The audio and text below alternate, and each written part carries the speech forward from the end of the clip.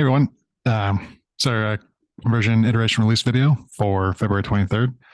I'm going to start off with Jess. You can share a screen, kind of go through what we did the sprint iteration and go in the room. Yep, thanks. Okay, so I'm going to share some updates we did to the blog.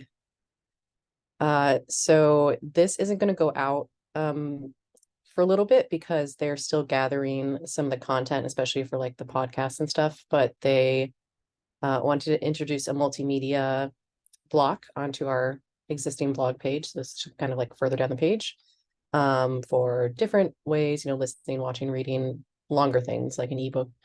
So like I said, that won't go out till I think maybe the end of Q1, early Q2.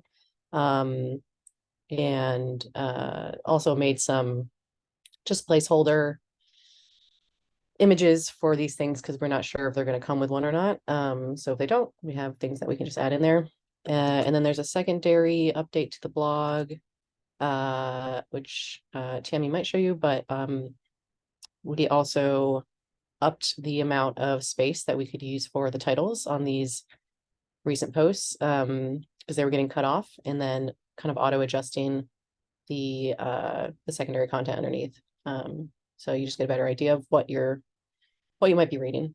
And that's all I have to share right now. I'll pass it to Tammy.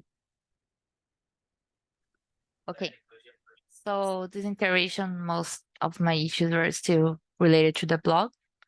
Some took more time than expected, since some last-minute changes were asked, more specifically the issue to add 4 new categories. That was long, but everything worked fine. And also I also had this other issue that Jess mentioned about the title size and the content size. And my last issue that I just finished is the one about changing the contents for the content box on the homepage. And that's finished, just waiting for review. And I will pass to Alvice. Okay, let me share my screen. Yes, it's showing, isn't it? Okay. This spring I worked on the new sections navigator. The name is still pending. It's optional if it's keep the same, but it's essentially a sticky header that helps you to navigate through the page with a lot of sections, or when the page can be huge. So it detects the current section you are navigating. You can see this in the active, and also you can face travel from the first to the last. This example page, it's really small, but in the production environment, this will be very useful to navigate because there are some pages, specifically the frequently asked questions that can be messy to navigate. And that's it. There are some improvements that we are looking in the future that when you keep navigating, it detects the last section, but not change the navigate header for you. So this is an improvement for the future, and that's it. This is essentially a slider. It's from Sleepers. So another improvement in the future is to split the slider as a free and autonomous component that we can use in another component. And that's it. Okay, I stop the share and I pass to Megan. Yeah.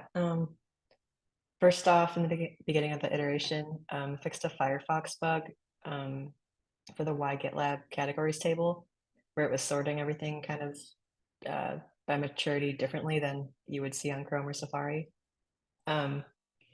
Next, the platform page category table wasn't wired up with the categories YAML file.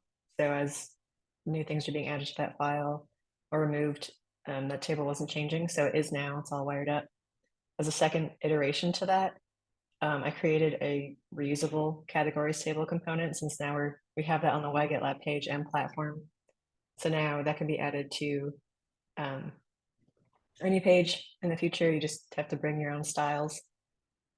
And then lastly, I created a ESLint rule for our buyer experience repository that tracks if anyone uses the typography component and tries to run their markdown in it. This has been causing HTML hydration errors. In other words, it creates invalid HTML structures, which can cause page render bugs. So now we'll catch that before it gets to production, and we'll have time to fix it. And I think that's it. Justin? Awesome. Thank you, everyone. See you all next time.